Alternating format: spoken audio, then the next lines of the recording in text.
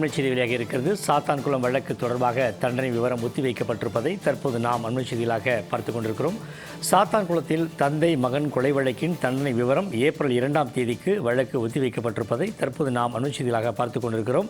குற்றவாளிகளான 9 போலீசாருக்கும் இன்று தண்டனை விவரம் அறிவிக்க இருந்த நிலையில் தற்பொழுது ஒத்திவைக்கப்பட்டிருக்கிறது. சாத்தான்குளம் விவரம் தொடர்பாக தற்பொழுது தீர்ப்பு ஒத்திவைக்கப்பட்டிருக்கிறது. இது தொடர்பான கூடுதல் விவரங்களை தெரிவிக்கிறார் நமது செய்தியாளர் சல்மான். தற்பொழுது சாத்தான்குளம் தீர்ப்பு தொடர்பாக ஒத்திவைக்கப்பட்டிருக்கிறது. கூடுதல் விவரங்களை பதிவிடுங்க.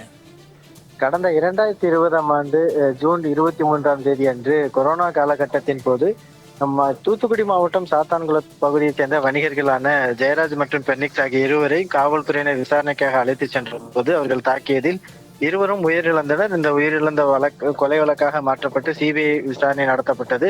சிபிஐ தரப்பில் குற்றப்பத்திரிகை தாக்கல் செய்யப்பட்டு கடந்த 5.5 ஆண்டுகளுக்கு மேலாக மதுரை மாவட்ட 1வது கூடுதல் நீதிமன்றத்தில் இந்த வழக்கானது விசாரணை நடைபெற்று வந்த நிலையில் கடந்த 23ஆம் தேதி அன்று இந்த வழக்கில் தீர்ப்பு அளிப்பதாக மதுரை மாவட்ட 1வது கூடுதல் நீதிமன்ற நீதிபதி முத்துக்குமரன் அறிவித்திருந்தார்கள். இந்த நிலையில் அன்றைய தினம் 23ஆம் தேதி அன்று அந்த தீர்ப்பை முழுமையாக வாசித்த நிலையில் பல்வேறு அறிக்கைகள் மற்றும் அந்த பல்வேறு சாட்சியங்களின் அடிப்படையில் 9 பேரும் குற்றவாளிகளாக கருதப்படுவதாக கூறப்பட்டது. இதனை அடுத்தாக இந்த தண்டனை விவரங்கள் தொடர்பாக பின்னர் அறிவிக்கப்படும் எனவும், அதற்கு முன்பாக இந்த மத்திய மாநில அரசுகள் இந்த 9 பேருடைய ஆய்வாளர் ஸ்ரீதர் உள்ளிட்ட 9 காவலர்களுடைய உடல்நிலை மற்றும் மனநிலை எவ்வாறு இருக்கிறது, அதே போன்று சிறையில் அவர்களுடைய நன்னடத்தை அதிகாரிகள் இவர்கள் எப்படி செயல்பாடுகளில் இருக்கிறார்கள், அதே போன்று இவர்களுடைய கடைசியாக இவர்கள் வாங்கிய ஊதியம் என்ன உள்ளிட்டவைகள் குறித்தான அறிக்கைகளை தாக்கல் செய்யவும் உத்தரவிட்டிருந்தார். அந்த வகையில் 30ஆம் தேதியான இன்றைய தினத்திற்கு அந்த வழக்கானது ஒத்திவைக்கப்பட்டிருந்த அந்த தீர்ப்பு விவரங்கள் அறிவிப்பதற்கான ஒத்திவைக்கப்பட்டிருந்த நிலையில் இன்று காலை இந்த தீர்ப்பு ஒத்திவைப்புக்கான அந்த வழக்கு வந்த பொழுது மீண்டும் மதியம் 2:30க்காக ஒத்திவைக்கப்பட்டது. இந்த நிலையில தற்பொழுது மீண்டும் நீதிபதி முத்துக்குமரன் முன்பாக இந்த வழக்கு விசாரணைக்கு வந்த பொழுது அவர்கள் மத்திய மாநில அரசு தரப்பில் அந்த அறிக்கையை தாக்கல் செய்ய கால அவகாசம் வேண்டும் என கூறினர்.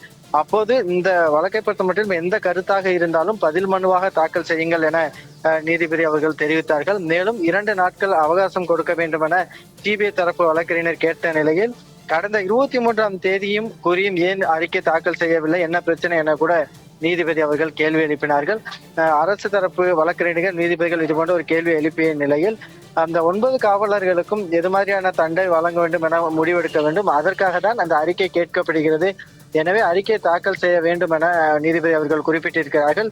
இந்த நிலையில்தான் ஏப்ரல் 2ஆம் தேதிக்கு மத்திய மாநில அரசுகள் அந்த குற்றவாளிகளாக கருதக்கூடிய அந்த 9 காவலர்களுடைய மருத்துவ அறிக்கை மற்றும் ஊதியம் உள்ளிட்டவைகள் குறித்தான அறிக்கையை தாக்கல் செய்ய வேண்டும் என உத்தரவிட்டிருக்கிறார்கள். எனவே 2ஆம் தேதி அன்று அந்த அறிக்கை தாக்கல் செய்யப்பட்ட பின்பாக அன்றைய தினம் இந்த 9 பேருக்கான தண்டனை விவரங்கள் வெளியாகுவதற்கான வாய்ப்புகளும் உள்ளது. சண்முகவேல்,